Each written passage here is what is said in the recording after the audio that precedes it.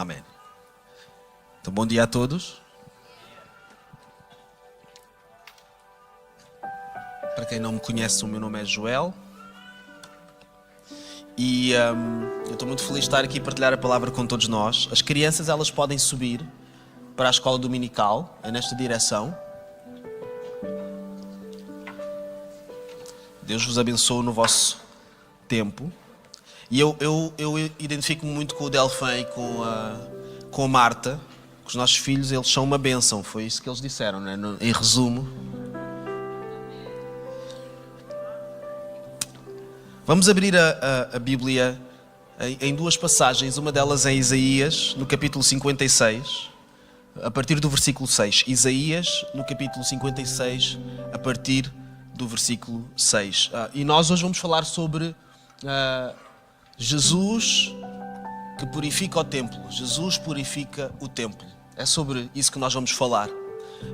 Nós depois vamos falar também de uma passagem onde nós nos vamos basear em Mateus, no capítulo 21. Então, aquilo que nós vamos ler em Isaías, Isaías está no Velho Testamento. Isaías foi um profeta que viveu muitos anos antes de Cristo, mas ele profetizou uma série de coisas acerca de Cristo. O que nós vamos ler não é acerca de Cristo, é acerca de aquilo que Isaías estava a dizer ao povo de Israel naquela altura, e que Isaías estava a anunciar que iria congregar, iria juntar, iria fazer um só, que não só com o povo de Israel, mas com todas as pessoas que não eram de Israel, os estrangeiros, os não-judeus, que ele traria todas essas pessoas para a sua casa e consideraria os seus e faria de todos um só. É uma ideia que hoje nós, nos nossos princípios, nos nossos valores modernos, aqui em Portugal, no Ocidente, se calhar não nos faz tanta confusão. Nós convivemos bem uns com os outros, apesar das diferentes nacionalidades, e para nós é normal termos estrangeiros entre nós. Isso não é uma coisa tão chocante assim. Mas para os israelitas, que foram habituados a ver-se como um só povo, o povo escolhido, que serve a um só Deus, que escolheu a eles para serem o seu povo, esta ideia ela é extremamente desafiante. Então, Isaías, a partir do capítulo 56, do versículo 6, diz o seguinte: aos estrangeiros que se chegam ao Senhor, para o servirem e para o amarem, e para amarem o nome do Senhor, sendo deste modo servos seus. Sim, todos os que guardam o sábado, não o profanando, e abraçam a minha aliança, também os levarei ao meu santo monte e os alegrarei na minha casa de oração. Digam comigo, casa de oração. Nós temos a casa de oração às 17 horas, todos os domingos. Tem sido uma bênção. Tá bem? Quem quiser aparecer é mais do que bem-vindo a estar na casa de oração. Mas não é esta casa de oração que está a ser falada aqui na palavra. O Senhor está a falar da sua casa de oração, do seu templo. Os seus holocaustos e os seus sacrifícios serão aceitos no meu altar, porque a minha casa será chamada casa de oração para todos os povos. Assim diz o Senhor Deus, que congrega os dispersos de Israel. Ainda congregarei outros aos que já se acham reunidos. Ou seja, aqueles que já estão reunidos, eu vou juntar outros. E não vão ser só de Israel, vão ser de todos os povos, na minha casa, chamada casa de oração. Agora, nós vamos a Mateus no capítulo 21. Mateus no capítulo 21, no versículo 12. Diz assim: tendo Jesus entrado no templo, expulsou todos os que ali vendiam e compravam. Também derribou as mesas dos cambistas e as cadeiras dos que vendiam pombas. E disse-lhes: está escrito, a minha casa será chamada casa de oração. Vós, porém, a transformais em covil de salteadores, em covil de ladrões, em algumas versões. Então nós vemos aqui uma passagem muito interessante. Provavelmente a passagem mais hostil do ponto de vista aparente, a passagem mais violenta, se quisermos usar esta palavra, da parte de Cristo.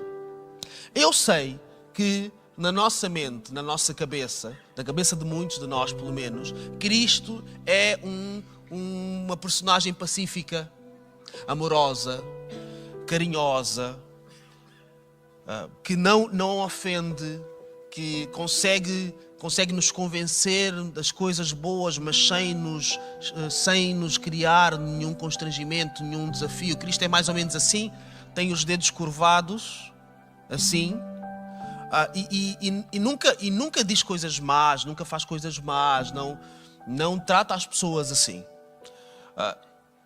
Não é que isso não seja verdade, mas talvez isso não seja toda a verdade. A certa altura, Cristo, ele chama uma outra pessoa, Herodes, o rei dos judeus da altura, de raposa. E ele manda dizerem alguma coisa e ele diz assim, digam a essa raposa isto. E ele...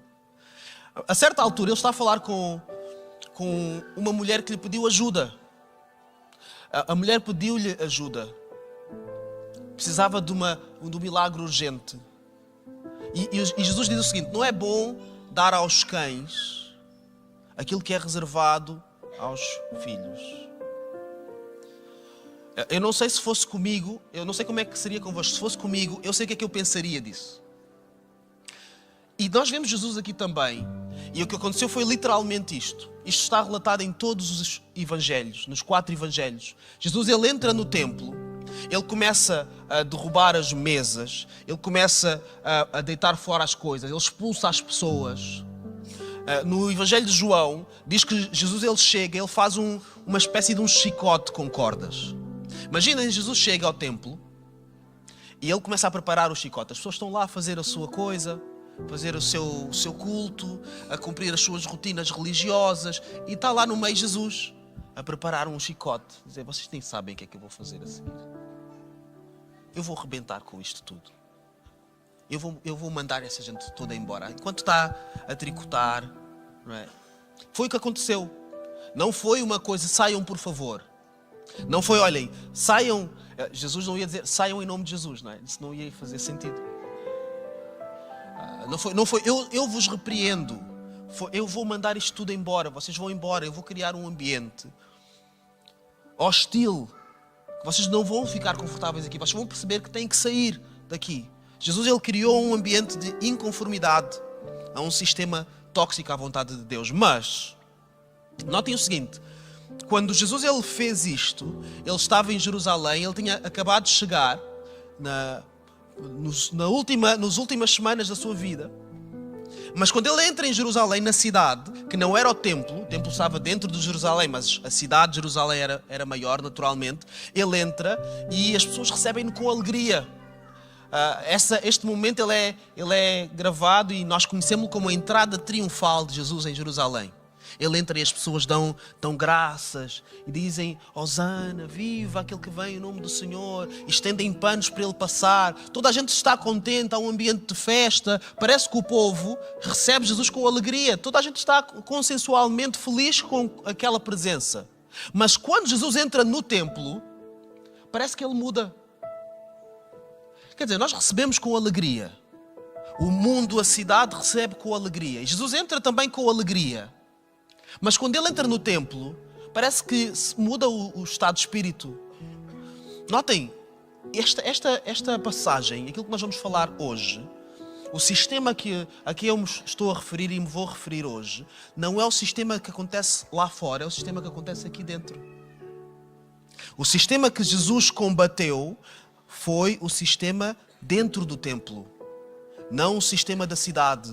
Jesus não derribou as mesas das cidades. Jesus não entrou nos bares da cidade e ficou indignado e disse, eu vou deitar fora este álcool todo, vou mandar isto tudo, vou jorrar isto tudo, ninguém me bebe mais nada. Jesus não foi aos bordéis da cidade. Disse, olha, eu vou expor isto tudo, acabou a festa, isto é uma vergonha. Não, Jesus, ele se indignou com o que se passava no templo, dentro do templo, dentro dos muros.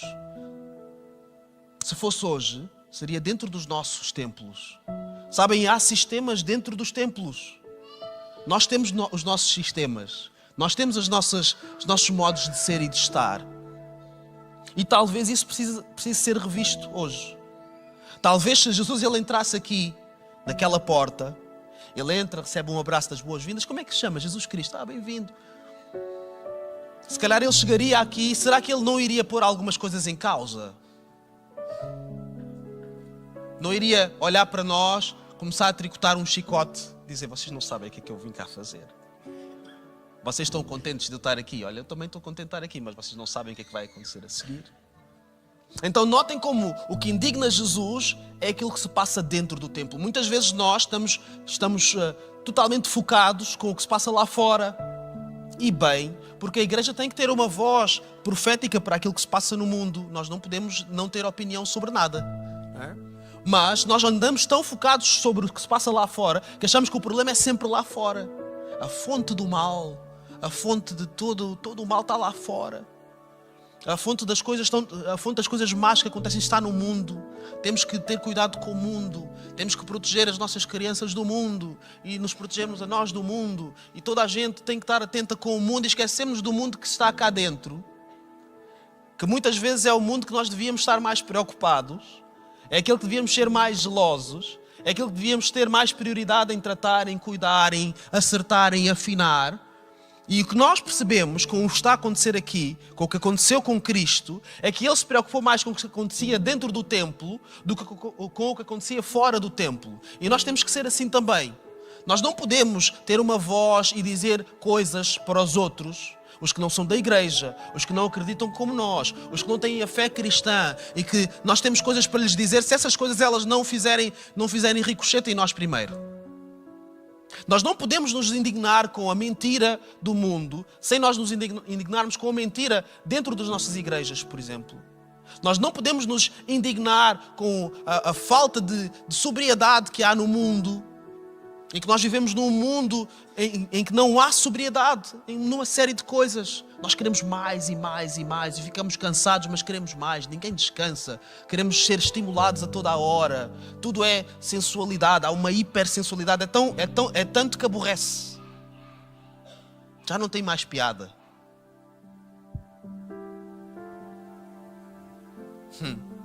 Há um rapper português. Eu não vou repetir o que ele diz porque não é dizível. Mas ele diz mais ou menos assim. E ele fala de sensualidade.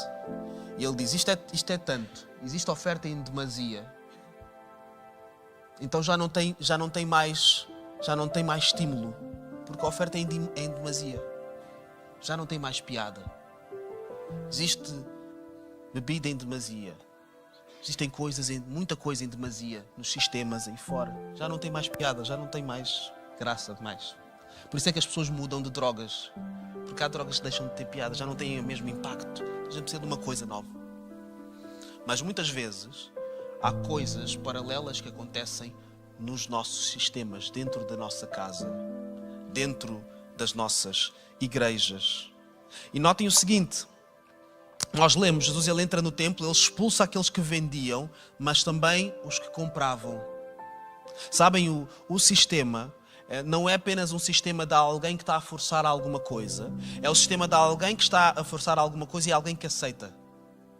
É o sistema de alguém que vende, mas o sistema de alguém que compra. É o sistema de alguém que faz, mas também de alguém que fica conformado com aquilo que está a ser feito. É sempre preciso duas pessoas, normalmente, para fazer um sistema e não uma. O sistema ele começa, e notem, a conformidade, ela começa pelo menos com uma pessoa. O templo era um espaço que tinha várias salas, vários locais dentro do templo. Alguns nem todos podiam entrar. Havia um lugar no templo que era o Santo dos Santos, onde só entrava um sacerdote e não podia entrar quando ele quisesse. Se ele entrasse mal, ele podia inclusive perder a vida. Ninguém entrava ali. Mas havia outros lugares. E havia uma das porções maiores do templo, era o pátio, onde podiam estar todas as pessoas, mesmo os gentios, mesmo quem não ia lá fazer nada, podia entrar naquela zona do templo. Era um sítio grande, amplo, onde toda a gente podia estar. Então toda a gente podia estar, e foi ali provavelmente onde Jesus ele criou aquela dificuldade a toda a gente. Mas sabem, eu imagino como é que aquilo começou. As coisas elas não acontecem no vácuo, elas não surgem só, elas começam. os sistemas eles têm um início. E a conformidade, um sistema mau, tóxico, onde as pessoas estão conformadas, ele começa normalmente com uma pessoa. Alguém tem que se conformar pela primeira vez. Alguém tem que se calar pela primeira vez. Alguém tem que pensar assim, eu acho que isto não está bem certo, mas não sou eu que vou estar a dizer isto. Não sou eu que vou falar com quem de direito. Não sou eu que vou me queixar ao pastor. A conformidade começa com uma pessoa. E a seguir vem outra pessoa que se conforma também. Depois a outra pessoa olha, mas ninguém aqui está a dizer nada. Se calhar eu é que estou a ver mal. Se calhar eu não quero que me chamem de religioso. Eu não quero ser eu o chato. A pessoa vai estragar a festa. E de conformidade em conformidade, nós aceitamos um sistema qualquer. Este sistema, o sistema que indignou Jesus, o sistema dentro do templo, tinha pessoas que vendiam e pessoas que compravam. As pessoas vendiam porque havia alguém que comprava. E as pessoas compravam porque havia alguém que vendiam. Sabem porque é que as pessoas estavam lá a vender? Sabem porque é que as pessoas vendem coisas? Quem é que sabe porque é que se vende coisas? Não, há compradores, mas porquê é que se vende coisas? Porquê é que eu vendo alguma coisa? Normalmente para ganhar dinheiro, para ter lucro.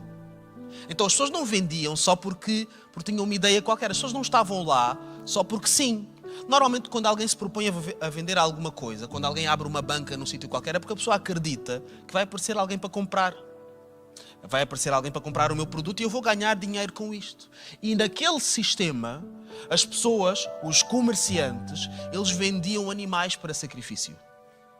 Animais para serem levados aonde? Ao templo, para o sacrifício. Mas notem só o produto. Vejam só a eficácia.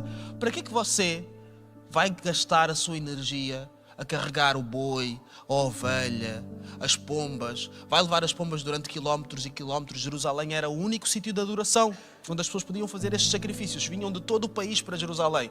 Para que é que você vai se dar esse esforço? Não se preocupe. Eu trato do animal para si.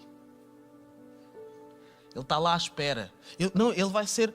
Para que é que você vai tentar criar um animal? Porque não era qualquer animal que era apresentado. Para que é que se vai criar um animal se ele não vai ser totalmente branco, não vai ser puro, não vai cumprir os requisitos dos animais que têm que ser apresentados para sacrifício? Não, eu trato disso. Eu vou fazer uma criação, uma mega criação. E aqueles que não conseguirem criar animais próprios, adequados para sacrifício, eu vou dar quais? Os meus animais, mas por um preço. Então não era apenas a questão dos comerciantes mauzões, coitadinhos, que tinham uma agenda própria. Não, as pessoas que compravam, elas também queriam isso. Os sacerdotes que estavam dentro do templo, eles não vendiam nem compravam, mas eles assistiam. Eles assistiam, eles permitiam. E porquê que eles assistiam? E porquê que eles permitiam? Porque os sacerdotes, eles podiam ficar, de acordo com a lei de Moisés, eles podiam ficar com uma parte daquilo que era oferecido. Então, se os animais que fossem oferecidos fossem os melhores, fossem os maiores, se os animais dos comerciantes fossem melhores que os animais que as pessoas traziam, então se calhar era mais vale deixá-los estar ali. Para que é que eu vou atrapalhar um sistema que me beneficia? Para que é que nós vamos atrapalhar algo que está a correr bem e que até corre bem para nós também? Então este sistema não era um sistema onde havia apenas vilões e vítimas. Era um sistema onde eram muito mais os vilões do que as vítimas. Até as vítimas também eram vilões. Não sobrava ninguém. Como os nossos sistemas também. Nos nossos sistemas, muitas vezes, nós nos queixamos de coisas que acontecem nas nossas igrejas que nós contribuímos para que elas aconteçam. Nós nos queixamos que a igreja não é bíblica, mas nós não lemos a Bíblia. Nós nos queixamos que a igreja não ora, mas nós não oramos. Nós queremos que os líderes da igreja, eles façam as coisas certas, mas nós não estamos atentos ao que eles fazem. Nós queremos uma igreja que seja unida, plena, ligada, real, mas nós não queremos saber de ninguém. Vimos cá ao domingo e vamos embora. Nós queremos que tudo funcione sem a nossa contribuição. É muito engraçado esse tipo de expectativa. Nós ficamos felizes porque a igreja está organizada e está toda a gente a acontecer. Ah, que bom para mim, para a minha família, para os meus filhos, etc. E nós não movemos um dedo para ajudar. Ou para nos disponibilizarmos e dizer, olha, eu não sei fazer nada, mas se alguém me ensinar eu posso contribuir com alguma coisa. Vimos, tiramos o que nos interessa e vamos embora. Ainda deixamos um review. Se não gostarmos, ainda levam com sistemas tóxicos, onde as igrejas elas se transformam meio que em empresas, onde o dinheiro da igreja é uma coisa meio tóxica. Nós estamos aqui, estamos algumas dezenas de pessoas, centenas de pessoas. As contribuições que as pessoas dão, as ofertas, eu posso falar sobre isso. As ofertas que as pessoas dão, aquilo é dinheiro. É dinheiro à séria, dinheiro que serve para pagar as nossas responsabilidades, dinheiro que serve para nós podermos pagar as nossas dívidas, os nossos compromissos, os salários dos irmãos. E muitas vezes dentro dos nossos sistemas, nós olhamos para aquilo.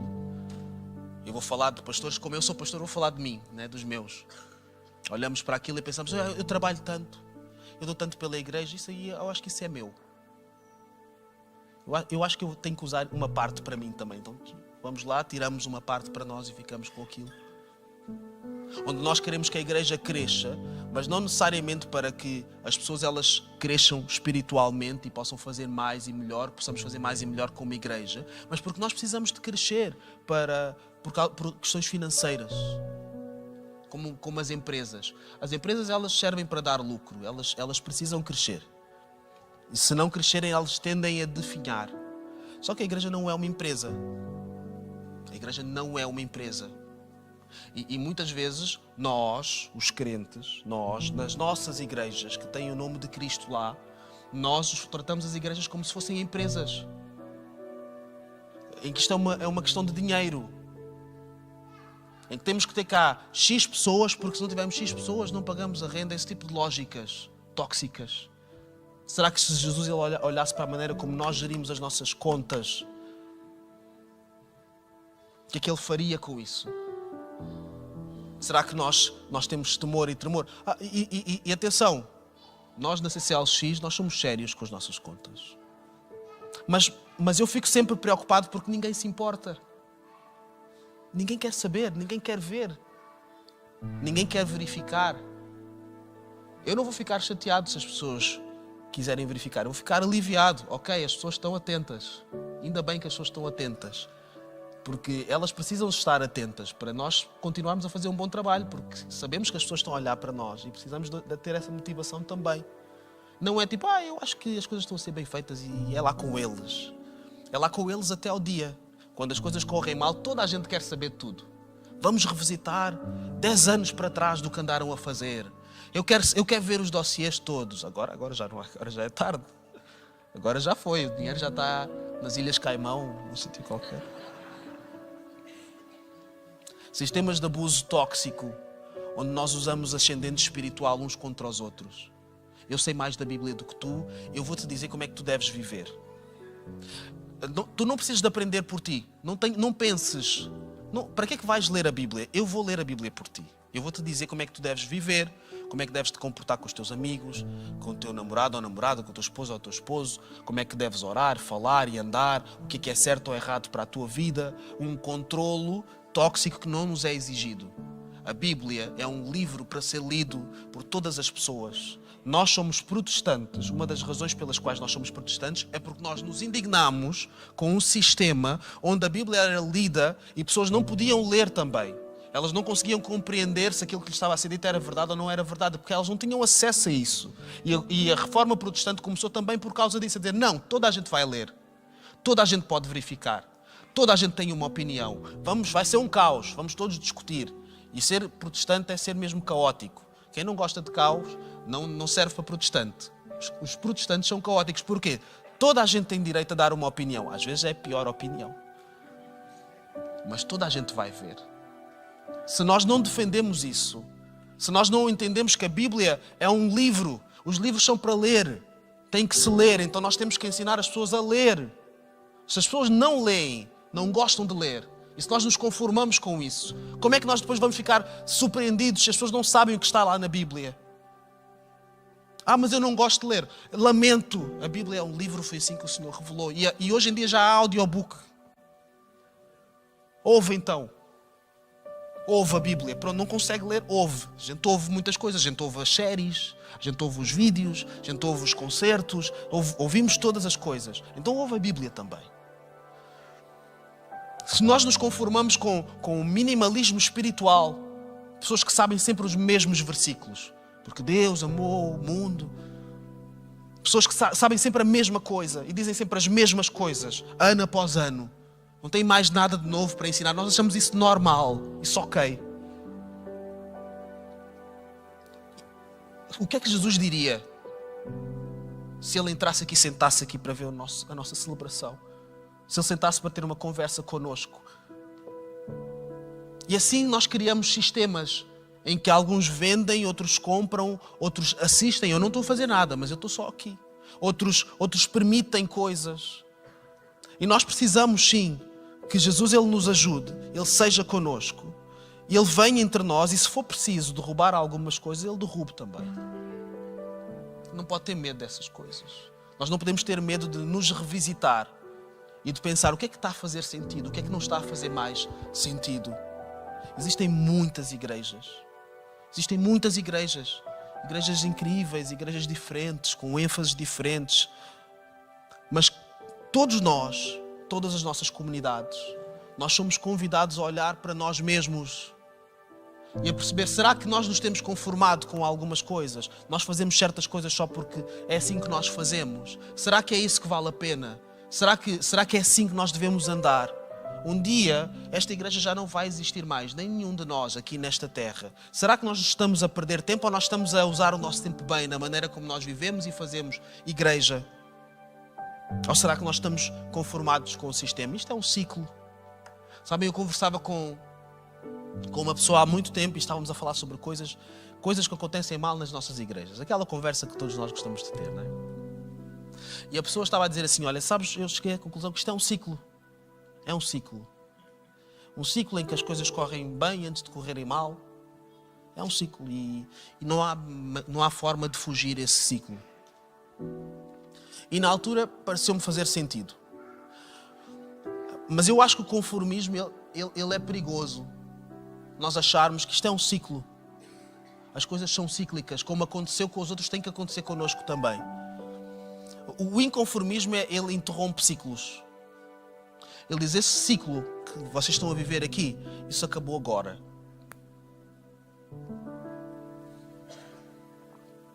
O ciclo em que as pessoas elas procuram as igrejas e avaliam a igreja porque gostaram do domingo, isso acabou agora também. Gosto da pregação. Obrigado, isso acabou agora. A pregação não é a igreja. A pregação é uma parte do que acontece na igreja. A igreja somos nós.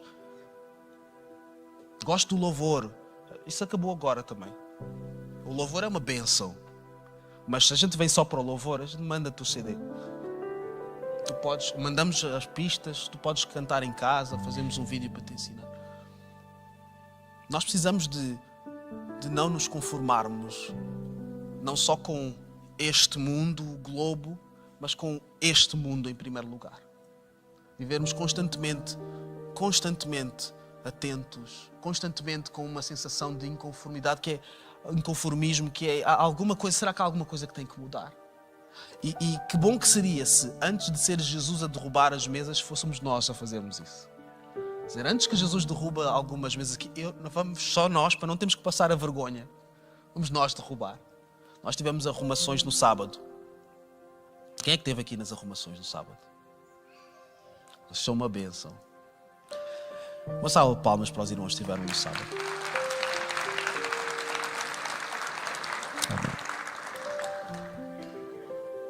Há muita coisa aqui que às vezes fica aqui e que não serve para estar aqui.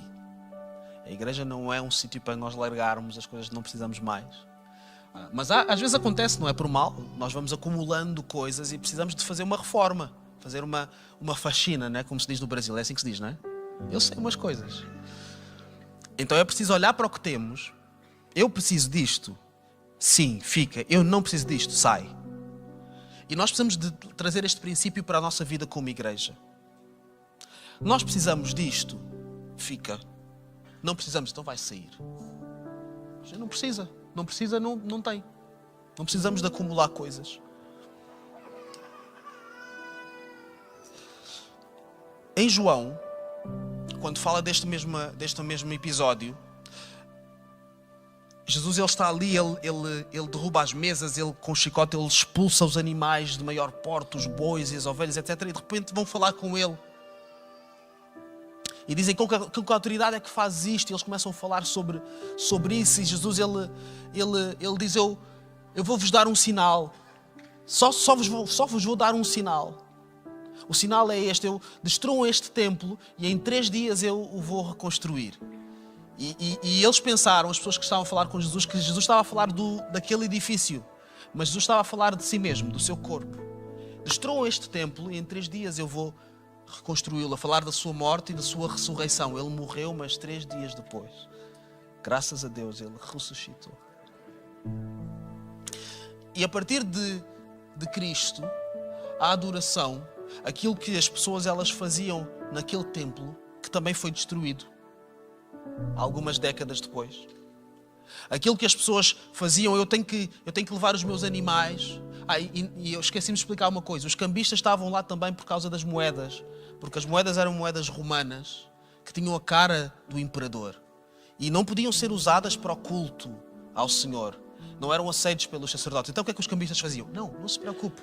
Traga as moedas que você usa no dia a dia. Eu troco-lhe as moedas, mas com uma taxa diferenciada. As pessoas que levavam a sua adoração, as pessoas, muitas delas, que não tinham outras opções. Havia pessoas que eram tão pobres que elas não tinham forma de sequer carregar um animal. Não tinham meios para fazer isso. Era mais fácil elas chegarem lá e tratarem do assunto lá. Mas a adoração era naquele lugar. A adoração a Deus, o culto a Deus adequado era num sítio. Só que após Cristo, como ele explicou à mulher samaritana, haveria um tempo em que as pessoas não adorariam nem em Jerusalém, nem em Samaria, nem em outro sítio qualquer. Em que a adoração não era medida pelo sítio, mas era medida pelo coração. Aqueles que adoram em espírito e em verdade. Aqueles que adoram em espírito e em verdade. Aqueles que no seu espírito eles estão conectados verdadeiramente numa postura de adoração e que o fazem de forma sincera, de forma verdadeira. Esses são aqueles que o Senhor procura para a sua adoração. E este é o nosso tempo. Então o templo já não é apenas um lugar físico. O templo somos nós, porque qualquer um em potencial pode ser um adorador em espírito e em verdade. Qualquer pessoa pode se tornar num templo de adoração. Qualquer pessoa, qualquer um. Então, tudo o que nós estamos a falar sobre o templo e sobre os sistemas que acontecem no templo, nós temos que direcionar para nós. Se eu sou o templo, se o templo somos nós, então o que é que se passa no meu templo? O que é que se passa em mim? Que sistemas é que existem em mim que precisam de ser revistos? Que ciclos é que eu tenho em mim com os quais eu estou conformado e precisam de ser interrompidos aqui e agora? O que é que está a ser roubado? O que é que está a ser desviado? Está a ser usado para outras coisas que não me interessam, que não me servem, que não são da vontade de Deus para a minha vida? Que ciclos é que precisam ser interrompidos em mim? Jesus, ele quando entra em nós, no nosso coração, o que é que Jesus vai derrubar? O que é que Jesus vai mudar? Que desconforto é que ele vai causar em mim? O que é que para mim tem sido tão difícil de abrir mão? Portas que eu tenho trancadas no meu templo, onde eu sei que Jesus não pode entrar, porque se ele entrar, o verniz vai estalar. Que portas é que estão tão guardadas, tão bem guardadas? Porque nós sabemos que o que acontece lá dentro dessas portas não condiz com a presença de Jesus. São essas as portas que nós precisamos de abrir hoje. São esses os lugares que precisam de estar expostos à presença do Senhor. E às vezes nós pensamos, mas eu não sei como fazer isso. Eu não sei como abrir mão disso. Como é que eu vou viver sem estas coisas no meu sistema? Como eu vou viver sem os comerciantes no meu coração, sem os cambistas, sem as trocas que eu preciso de fazer? Há coisas, sabem, que nós temos isso dentro do nosso coração por vezes. Alguns de nós trocamos a verdade pela reputação. Eu vou aceitar uma coisa que não é bem assim verdade, porque eu não quero estar a chatear as pessoas, eu não quero quebrar ou estragar o meu relacionamento. Eu vou ser pacífico porque eu não quero que as pessoas fiquem tristes por eu não concordar com elas. Eu vou aceitar menos do que eu mereço, menos do que a minha dignidade ela exige, porque é mais fácil assim. Nós trocamos coisas, fazemos câmbios por um valor que não é justo, por um valor que não é digno. Nós entregamos o nosso melhor amor, entregamos o nosso corpo, às vezes literalmente entregamos o nosso corpo para sermos amados de forma deficiente. Damos-nos a outra pessoa qualquer que não merece, que não vai nos conseguir amar com a dignidade que é exigida do marido, de uma mulher. Nós deixamos que o nosso corpo ele ingira coisas para nos aliviarmos da nossa dor. Trocamos a nossa saúde por um alívio temporário, porque estamos em dor. Fazemos essas negociatas em nós mesmos. E são coisas complexas às vezes que nos acompanham pela vida inteira. E não é justo estar aqui a pedir às pessoas, olha, isso que tu tens vivido a tua vida inteira, para já com isto agora. Isso não é de Jesus, não é bom. Claro que nós sabemos que não é bom, o problema não é esse. Claro que nós sabemos que não corresponde com a Bíblia. A maior parte das coisas que nós não devemos fazer, nós sabemos-las. Ninguém precisa de nos contar. A questão não está aí. A questão está em ser impossível, às vezes, nós vermos uma vida em que nós conseguimos escolher de maneira diferente. Ora bem, se é assim, então vamos deixar Jesus escolher por nós. Se eu não consigo derrubar certas mesas no meu templo, se eu não consigo expulsar certas coisas e pessoas enfim, no meu templo, então eu vou deixar que Jesus faça isso por mim. Eu vou deixar que Ele entre, eu vou me sentar e vou deixar Ele fazer a confusão toda que Ele precisa fazer. É como algumas mães que elas entram na nossa... Elas não entram tanto na nossa casa porque nós sabemos que se elas entrarem na nossa casa elas vão querer mudar muita coisa. São muita iniciativa. Estás magro, vais comer. Minha mãe acha sempre que eu estou mais magro. Eu sempre fui magro.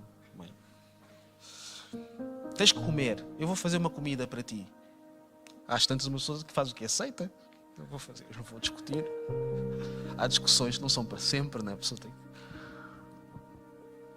Nós temos que ter essa atitude com Jesus também. Há coisas que não são para discutir para sempre. Há coisas que nós sabemos que nós não vamos conseguir fazer sozinhos. A nossa função não é discutir isso, é aceitar e deixar Jesus trabalhar em nós. É deixar Ele entrar e nós mordermos a língua enquanto Ele derruba as mesas e diz, olha, isto aqui que tu tens na tua vida, olha, isto vai embora. Isto aqui já não serve mais. Isto aqui é para queimar. Nunca mais quero ver eu usar isto. E nós ficamos lá, aceitamos isso e recebemos isso com uma valentia. É isso que nós precisamos na nossa vida. Porque o templo somos nós. E o templo do Senhor é um sítio onde Ele quer habitar, onde Ele quer estar. E Ele não está disposto a estar num sítio de qualquer maneira ou em qualquer sítio, mas Ele está disposto a estar em nós. E a proposta que Ele faz para nós é esta: deixa-me fazer o trabalho. Eu arrumo, eu faço, eu sei como fazer, eu tenho a coragem que tu não tens, eu tenho a competência que tu não tens, eu faço isso. E o problema é quando nós achamos que somos nós que temos que fazer isso. Sou eu que tenho que... Eu é que tenho que provar que eu sou capaz. O Senhor, Ele é a força na nossa fraqueza.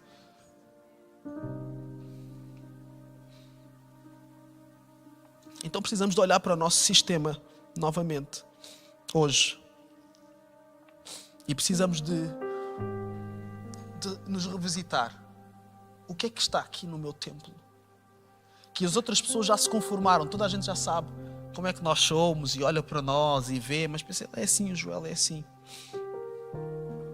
No versículo seguinte, Mateus 21, no versículo 14. Depois de tudo isto, confusão, Jesus manda tudo ao ar, não quer saber, toda a gente sai.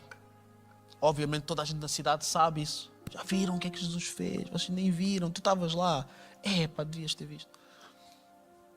Diz o seguinte: vieram a ele no templo cegos e coxos e ele os curou.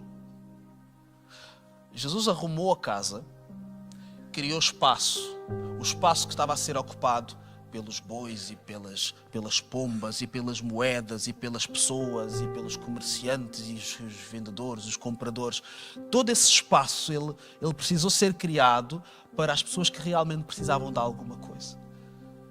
Para elas aparecerem, agora sim, agora eu posso aparecer. Os cegos e os coxos. Os cegos e os coxos, que muitos deles não tinham a oportunidade de oferecer um sacrifício, de poderem agradecer a Deus convenientemente, que dizia: olha, eu não tenho mais nada a não ser a minha dificuldade. Os cegos e os coxos, eles apareceram a seguir e foram curados. O templo deixou de ser uma casa de câmbio e passou a ser um lugar de cura. E isso é possível acontecer em qualquer templo. Ele deixar de ser uma casa de câmbio, um sítio de negócios, e passar a ser um lugar de cura. A conformidade, ela não combina com a cura.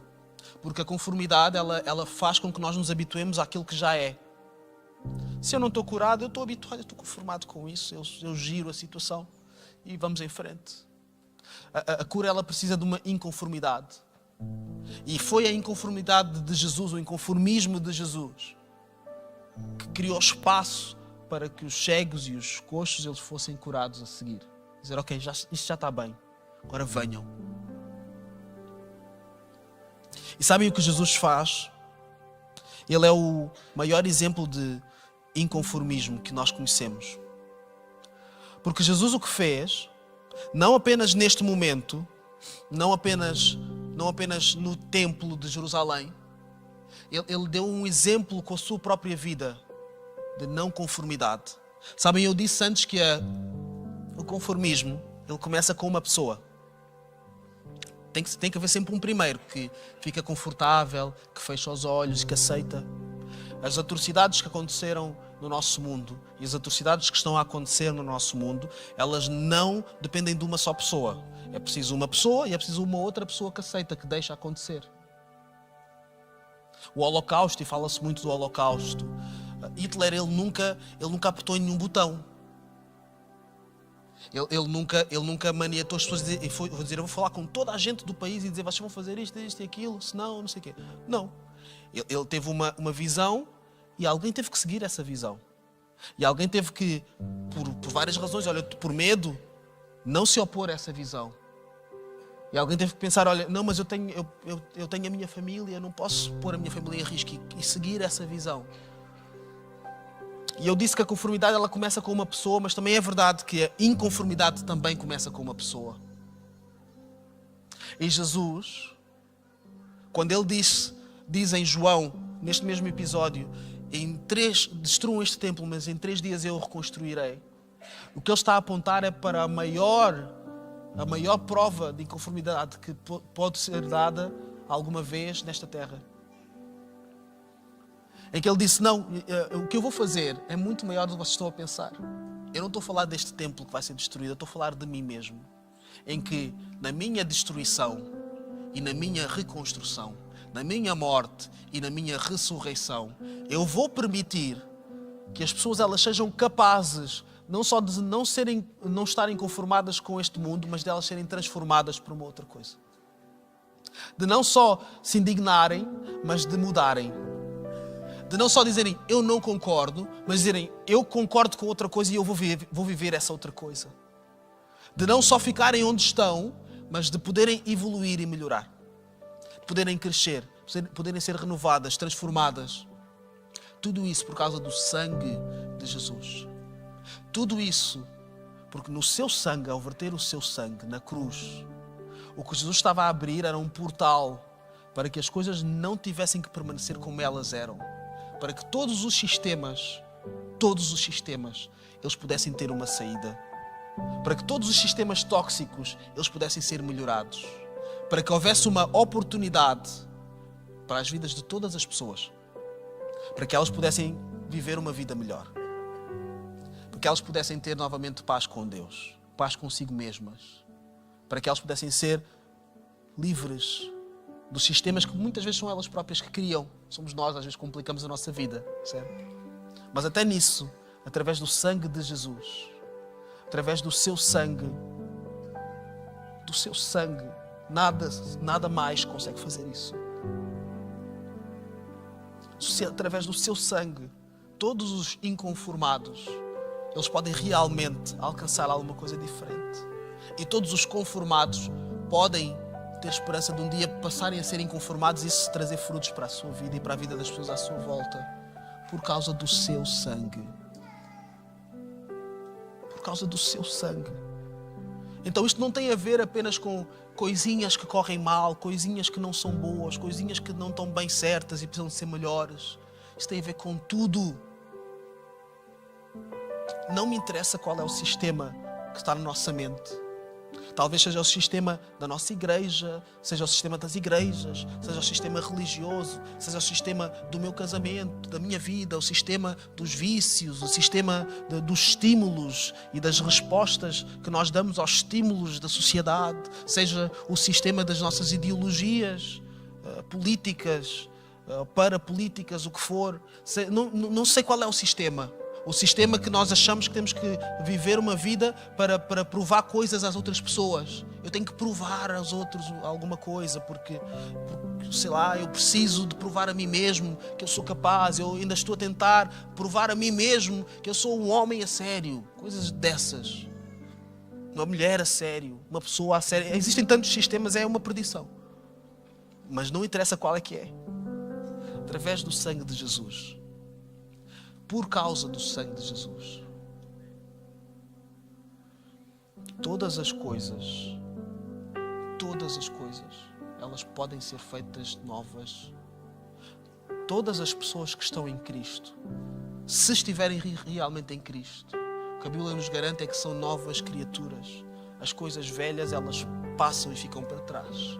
O templo onde havia os negociantes, os cambistas e etc. É verdade, tudo isso é verdade, aconteceu. Mas isso ficou para trás. Agora é um lugar de cura. Foi um lugar mau, agora é um lugar bom.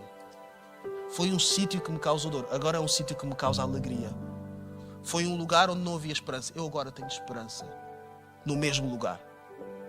Eu sou eu mesmo. Nós não vamos nos transladar para outros corpos, para outras pessoas. Não vamos ser outras pessoas, vamos ser nós mesmos. Vivemos dentro do nosso sistema. E é nesse sistema que Jesus ele quer andar connosco. É nesse sistema que Ele quer habitar.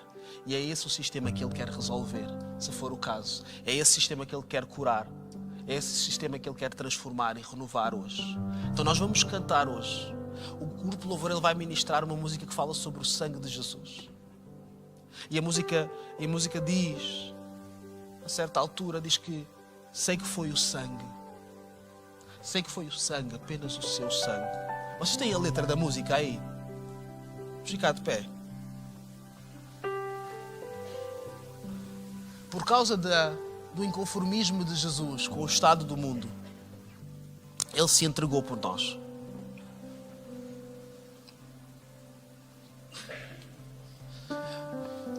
E esta música ela diz o seguinte, mostrem aqui esta letra, por favor. Tudo mudou. Tudo mudou. Imaginem Jesus a mandar as mesas para o chão e as pessoas a pensar, olha, alguma coisa está a mudar aqui. Isto não era assim.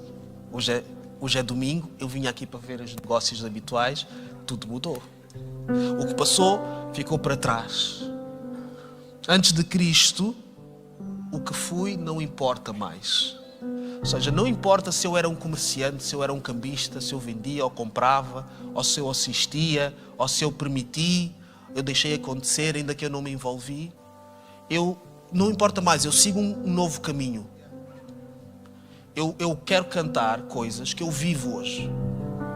Eu não quero cantar coisas do passado. Eu quero viver o que é uma transformação. Eu quero viver bem. Quem é que não quer viver bem? Há aqui alguém que não queira viver bem? Eu respeito, se houver. Eu quero viver bem. Eu quero ser uma boa pessoa. Eu quero sentir isso. Eu quero ser alguém que está conectado com Deus. Eu quero perceber isso na minha vida. Não apenas uma canção. E diz que fui transformado por dentro, que Jesus lavou-me por dentro. Se Jesus me lavou por dentro, é porque houve coisas que saíram, houve sujidades que foram expulsas do sistema. Por isso é que nós fomos lavados por dentro. Então não há problema nenhum, não há nenhuma vergonha em nós vermos as sujidades a saírem, porque isso quer dizer que as coisas más elas saíram, que agora sobra só coisas boas por dentro. E depois no refrão, o que nós vamos dizer é isto, é que o sangue de Jesus, nós sabemos que foi através do sangue de Jesus que estas coisas aconteceram. Nós sabemos que a transformação, a verdadeira revolução que nós queremos fazer na nossa vida, nas nossas igrejas, em nós, nada disso acontece se não for pelo sangue de Jesus. Não acontece só para nós dizermos, nós vamos fazer diferente, vamos ser contra o sistema. Ninguém é contra o sistema verdadeiramente, a não ser através do sangue de Jesus. Nós podemos ser revolucionários durante uma semana, vamos aguentar uma semana nas nossas forças, mas depois, se não for pelo sangue de Jesus, vamos voltar às mesmas sarjetas onde nós costumamos estar. Mas, através do sangue de Jesus, apenas por causa do sangue de Jesus, nós podemos sair de coisas e nunca mais lá voltar. E é isso que nós vamos cantar. E a certa altura na canção, há uma série de perguntas que nos são colocadas. E eu quero colocar estas perguntas para nós hoje. Quem é que deseja ser purificado? A dizer, realmente eu quero essa lavagem. Eu quero isso para a minha vida. Quem deseja ser considerado justo? Quem quer se ver de outra maneira? Quem é que quer aceitar Jesus pela primeira ou pela 100ª vez? Quem quer isso? Esta música é para ti, é para mim, é para todas as pessoas que querem estas coisas. Quem quer fazer parte do novo tempo? Eu estava lá no templo quando havia os cambistas, mas eu quero estar agora no templo a ver Jesus a curar pessoas. Quem quer isso? Eu quero isso. E sabem, a melhor parte destas perguntas é que elas já têm uma resposta. Nós só temos que aceitar fazer parte. Porque Jesus já deu a resposta, e a resposta é sim, tu podes sim, tu podes vir sim, tu podes sim, toda a gente pode. Tu podes, todos nós podemos. Todos nós podemos, porque o sangue de Jesus não é apenas a possibilidade, é a certeza, é a resposta, não é apenas a pergunta, queres, é a resposta, podes. Então é isso que nós vamos aproveitar nesta manhã. Quando nós cantarmos, nós vamos dizer, queremos sim. Percebemos que podemos e queremos sim, através do teu sangue. Deus ricamente vos abençoe.